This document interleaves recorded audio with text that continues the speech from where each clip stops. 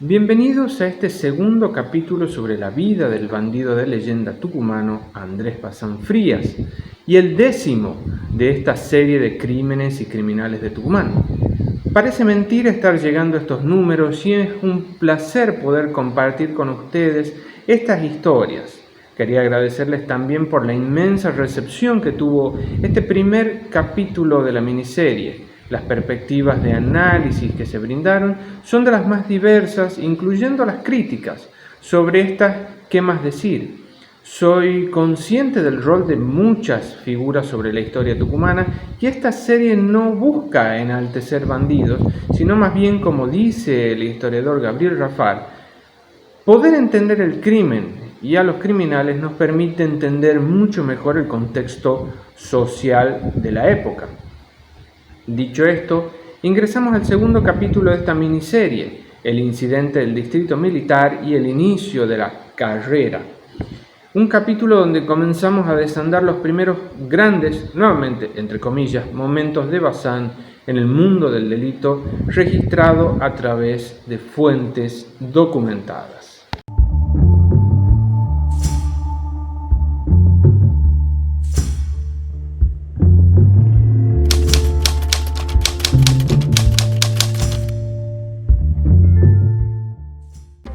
1917 y 1918 fueron años de convulsión política en la provincia. Denuncias de corrupción eran moneda corriente de muestra en diarios como El Orden.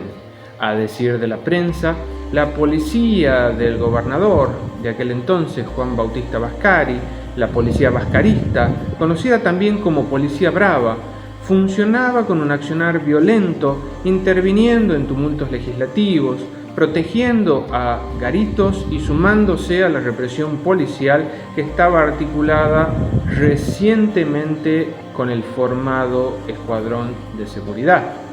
En este contexto, volvemos a tener noticias de Bazán a través de un expediente perdido del 25 de abril de 1918 que lleva por título Agresión con arma, sección central, juez Dr. Carranza, que finalizaría con el arresto de Bazán Frías por 7 meses y medio en la cárcel. La penitenciaría era noticia en el diario El Orden por haber quedado pequeña para la cantidad de presos que albergaba y por las precarias condiciones de vida que presentaba para aquellos alojados en su interior. Siguiendo el imaginario sobre el cual hablamos en el capítulo pasado, que se construiría a posterioridad en consonancia con otros ingresos a comisarías, para Carlos Páez de la Torre no es de extrañar que Bazán saliera con un sentimiento de aversión profundo contra las fuerzas públicas, una policía que, de acuerdo al orden, había actuado de forma más cruenta durante la intervención federal de Garro en 1918. En 1919 finalmente la prensa se hizo eco del apellido Bazán. Su figura aparecía en una crónica policial del diario El Orden bajo título La obra de un valiente. Es importante entender que acá el apelativo de valiente era usado irónica y peyorativamente, como vamos a ver, sobre todo por enfrentarse con la ley. Esta calificación ayuda a desarrollar un imaginario en torno a la figura principal de la nota. Dice El Orden: ayer a las 6 p.m., en la calle Las Heras entre Junín y Salta, el sujeto Andrés B. Frías acometió a golpes de puño en la vía pública interviniendo el conscripto Ángel Rodríguez, con el fin de proteger a una joven que estaba siendo violentada por Bazán. Este motivo llevó a que se iniciara una pelea con el Manco, como era su apodo. Pasaba justo por ahí el teniente del ejército Luis López. Bazán Frías huyó y la mujer fue atendida por los golpes atestados por Bazán. Finalmente, la policía atrapó al valiente. La relación intrincada que existe entre la policía y la prensa, con el fin de dar a conocer e informar sobre distintos sucesos, viene de larga data. Se configura a través de una historia de tensiones y de idas y vueltas. Muchas veces la prensa se valió de la policía para poder informar sobre los sucesos criminales, pero también los diarios tenían sus propios informantes que les daban informaciones distintas a la oficial, generando muchas veces tensiones. Esto puede graficarse con otro artículo del Orden que puso en tela de juicio lo escrito ese 17 de febrero, a partir de una crítica a la Oficina de Informaciones de la Policía que algunas veces, como dice el diario, suministraba informaciones que eran más bien inexactas. En esta nueva nota se confrontaba ese relato con el testimonio de un actor principal del suceso, Luis López. La nota que comenté recién, la obra de un valiente, termina siendo contrastada con su testimonio en la redacción del diario. Esta cuestión sirve para señalar que varias veces el periodista receptor, sobre todo, se convierte muchas veces en periodista héroe, que muchas veces también, valga la redundancia, hace juego de esa habilidad para poder cultivar sobre todo una red de informantes con el objetivo de poder desarrollar noticias de forma más directas con testigos de un suceso particular. Es así que se construye acá un modelo de una crónica policial que lo que busca es poder adaptar los datos que son suministrados por la policía o las investigaciones inclusive del periodista a los procedimientos de la literatura policial clásica, colocándose el periodista en el papel de una especie de detective, demostrando la mayoría de las veces que lo que él logra, la policía no lo logra por su inoperancia. Este papel también genera otro punto de conflicto con la policía, ya que el periodista muchas veces lo que hace es dejar de lado la información que es suministrada por la fuerza para centrarse sobre todo en la de los testigos, que como en el caso de Luis López, puso en cuestión lo expuesto por la policía.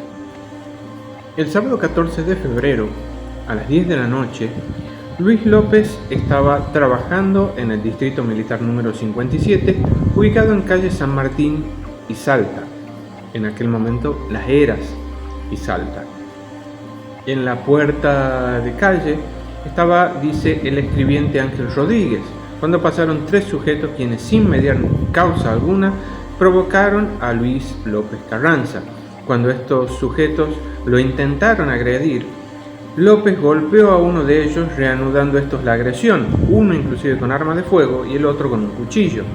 Rodríguez intentó socorrerlo e inició una persecución a balazos. Bazán dispararía contra Rodríguez, López Carranza y un testigo ocasional.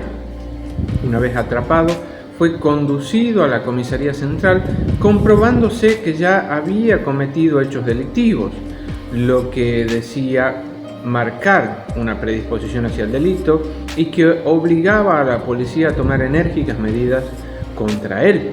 Así, desde la prensa, el caso de Bazán sirvió para condensar las críticas al accionar de la policía tucumana. A partir del cotejo del prontuario de Bazán, el diario realiza una serie de afirmaciones que lo convierten en un sujeto para el diario con una marcada predisposición al mundo del delito. Hasta acá no existen ningún indicio que Bazán pueda ingresar a la idea de este bandido tipo Robin Hood, porque no hay conocimientos que haya hasta ese momento cometido algún hecho que entre dentro de esa lógica de robar a los ricos para darle a los pobres. Con esto se puede afirmar que Bazán está muy lejos de la lógica de lo que Eric Hobsbawm llama el bandido social, insertándose más bien en un perfil de delincuente común con agallas o, como decía el diario El Orden, un delincuente valiente.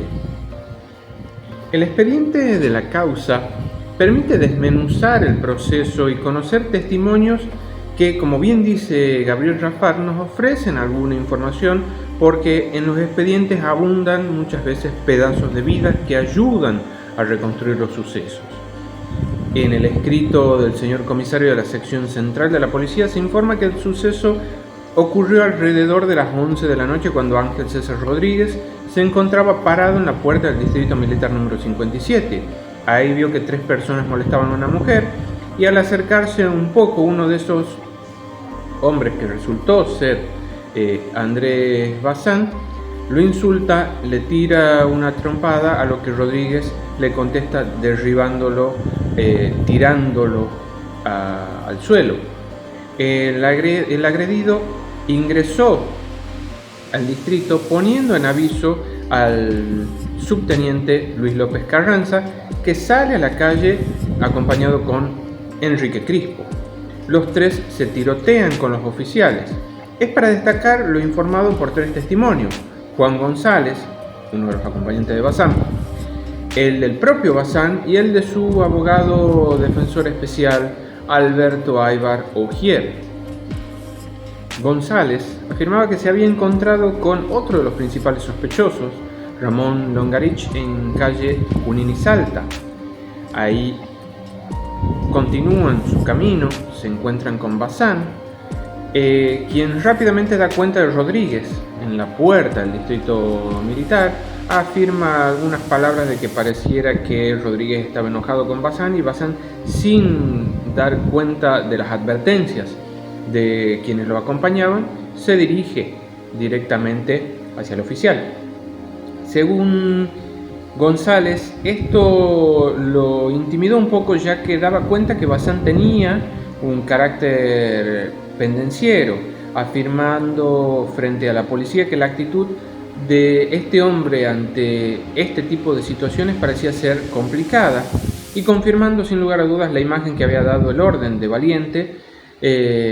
Finalmente González se retira de escena. Obviamente que mucho mayor interés despierta el testimonio de Bazán, ya que nos permite conocer su trabajo, confirmar su estado civil, que lo vimos en el capítulo anterior, y también su domicilio. En el expediente se lo menciona como sin sobrenombre, argentino, casado, mozo de hotel, con instrucción, de 23 años de edad y domiciliado en calle Mendoza, número 1360 de San Miguel de Tucumán. Durante su declaración dice que no conoce el por qué es detenido en la esquina de, por entonces, Las Heras, actual San Martín, y Salta. Afirma que no recuerda de nada, ni siquiera de haber tenido algún tipo de incidente, y dice haber estado bebiendo desde la tarde en la casa con la madre Aurora Frías, una tía, Eloísa Frías, que vivía ahí también en Mendoza 1360, y no se acordaba a qué hora había salido, ni a dónde se había ido, ni con quién se acompañó en la calle. Como defensa dice no reconocer el arma, no sabe a quién puede pertenecer el arma, ya que nunca la había visto. Dice haber estado procesado en alguna ocasión, demostrando que no es la primera acción que realiza fuera de la ley. Afirma haber sido procesado por agresión con arma de fuego, habiendo salido bajo fianza y sin recordar ningún tipo de fallo que le hayan dictado. El 25 de febrero de 1919 quedaba detenido en la comisaría sección central. A fines de marzo era el turno de declarar en el juzgado, y por eso se puede conocer todavía un poco más acerca de su vida cotidiana, de su trabajo como mozo de café. Decía que ganaba 60 pesos mensuales. Vuelve a decir que no sabe el por qué está detenido, ya que se encontraba bastante borracho.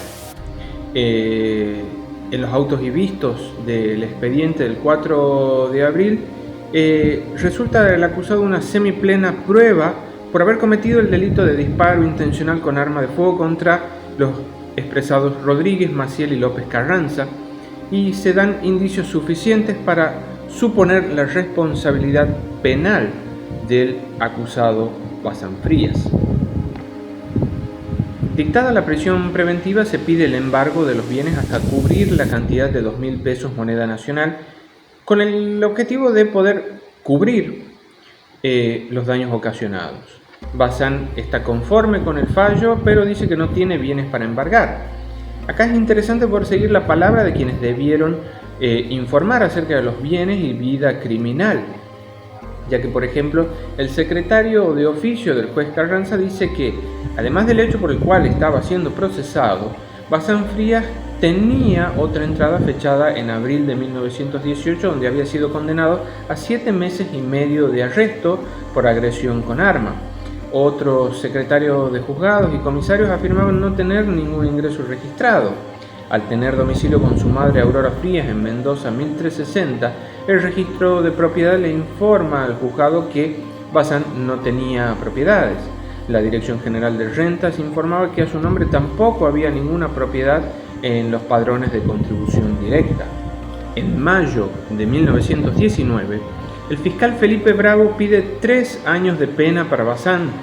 Al comenzar junio, Bazán lo que hace es pedir un cambio de la defensa, declarando frente al juez que, de acuerdo a la ley, nombraba como defensor especial al doctor Alberto Aybar Ogier, a quien se le pide dar intervención en el caso.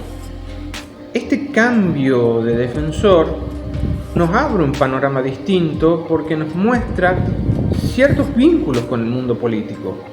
Aybar Ogier, además de abogado, durante ese 1919, era presidente de la Cámara de Diputados de la provincia de Tucumán. Era una persona muy afín al gobernador Vascari. Durante ese año también sería designado como senador nacional, cargo que ocupó hasta 1928. Esta situación conduce a pensar cómo un delincuente como Bazán es defendido por una persona como Aybar Ogier, cercana al gobierno de turno y con un estatus de importancia prácticamente a nivel nacional. La elección de Bazán por Aybar Ogier como defensor puede explicarse atendiendo a un posible vínculo entre delincuencia y política en el contexto del gobierno de Juan Bautista Vascari, donde se denunciaba que los delincuentes formaban parte de las actividades ilegales vinculadas al plantel de gobierno, ya sea como fuerzas de choque, como empleados en los garitos o como representantes dentro de la cárcel, algo sobre lo cual volveré en futuros capítulos. Ya como su abogado defensor, Aybar Ogier decía que Bazán no había cometido ningún crimen, que en la noche del suceso él estaba totalmente borracho, que Bazán no tenía antecedentes con las supuestas víctimas y no podría haber atentado contra la vida de esas personas. Decía que la mayor cantidad de personas que habían declarado en la causa son puestas como víctimas, y Aybar Ogier lo que decía acá es que al ser así el testimonio no podía ser tomado en cuenta y por lo tanto pedía la total y completa absolución de Bazán, quien además no cargaba ningún tipo de revólver en la noche del hecho. El argumento de la defensa obviamente que era contrario a lo que decían las víctimas y los testigos que habían declarado en la primera instancia en la sección central y luego inclusive en el juzgado de Adolfo Carranza. A comienzos de septiembre de 1919, junto a Bazán, Aybar Ogier declaraba ante el juez, pero esta vez para decir que quería apresurar la sentencia del proceso y que no tenía pruebas para ofrecer. Entonces ya acá lo que pasa con todo esto es que el proceso empieza a clausurarse y Bazán pasa a estar un paso, valga la redundancia, de poder cumplir esa sentencia grande que el fiscal Felipe Bravo pedía. Aybar Ogier decía que al momento de producirse el hecho, Bazán estaba en un total estado de ebriedad, pudiendo ser usado este alegato como un atenuante para poder evadir la pena. Por eso pedía su absolución y renunciaba al término probatorio de las partes. Finalmente, a Bazán se lo sentencia a 3 años de cárcel. Este desiste del recurso de apelación y Aybar Ogier lo acompaña en su resolución. Así Bazán comienza a rodar en el imaginario popular como una persona de temer, obviamente por haber tenido el coraje de tirotearse en las puertas del distrito militar y salir ileso. Este hecho delictivo fue usado por el diario El Orden, que le dio una alta visibilidad social para poder denunciar el mal estado de la capital tucumana en términos de corrupción y delincuencia, siempre relacionado con el mundo político. El radicalismo estaba gobernando y el diario El Orden era conservador. El imaginario suscitado con este hecho, además de reflejar la violencia, se convirtió en una forma de construir la realidad, se convirtió en un instrumento de producción y control de los imaginarios colectivos. Corrupción política y delincuencia saltan a escena con más fuerza que nunca durante el gobierno de Juan Bautista Vascari. Así, Bazán comienza a rodar dentro del imaginario popular como una persona de temer, sobre todo por haber tenido el coraje de tirotearse en las puertas del distrito militar y salir ileso. Este hecho delictivo fue usado por el orden, que le dio una alta visibilidad social para poder denunciar el mal estado de la capital tucumana en términos de corrupción y delincuencia. El imaginario que sale a partir de este hecho, además de ser un reflejo de la violencia, se convierte en una forma de construir la realidad, en un instrumento de producir y controlar los imaginarios colectivos, parafraseando un poco a Tomás Pérez Bejo. Corrupción política y delincuencia saltan a escena con más fuerza que nunca durante el gobierno de Juan Bautista Vascari. Esta construcción tuvo mucho que ver con el diario El Orden, que como actor político desempeñó fuertes críticas contra el gobierno radical y entre sus estrategias se valió de la figura de Bazán. Años después, Carlos Páez de la Torre y Arturo Álvarez Sosa se harían eco de este suceso para poder profundizar en la construcción de algunos imaginarios casi literarios, diciendo por ejemplo que Bazán y sus amigos se habían detenido a presumir a 4 mujeres y una de ellas le había contestado con una grosería. La mujer fue golpeada y todo esto terminó armando el revuelo que culminaría con el hecho que les estuve comentando. Oficiales de seguridad capturan a Bazán en un terreno baldío, lo encuentran acurrucado, con miedo, ebrio, seguramente el resultado de la presión social de todos los que estaban involucrados en el suceso, en este caso sobre todo los agentes del distrito militar. El juez de instrucción Jorge Terán dicta la prisión preventiva para Bazán y el 20 de diciembre se le aplica la sentencia firme en una pena de 3 años de prisión. Bueno, con esto llegamos al final de este segundo capítulo sobre Bazán. ¿Qué les pareció? ¿Qué esperan en las próximas entregas? Pueden dejar sus comentarios abajo. Sin lugar a dudas, este es un camino que quizás, como se van dando cuenta, es un tanto sinuoso, pero sigue siendo el principal motivo de esta miniserie la de responder o dejarles cerca la respuesta a la pregunta de quién fue Andrés Bazán Frías. Recuerden que esta miniserie lo que pretende es traerles una figura de Bazán que es un tanto más cercana, más real, basada mayormente en fuentes documentales.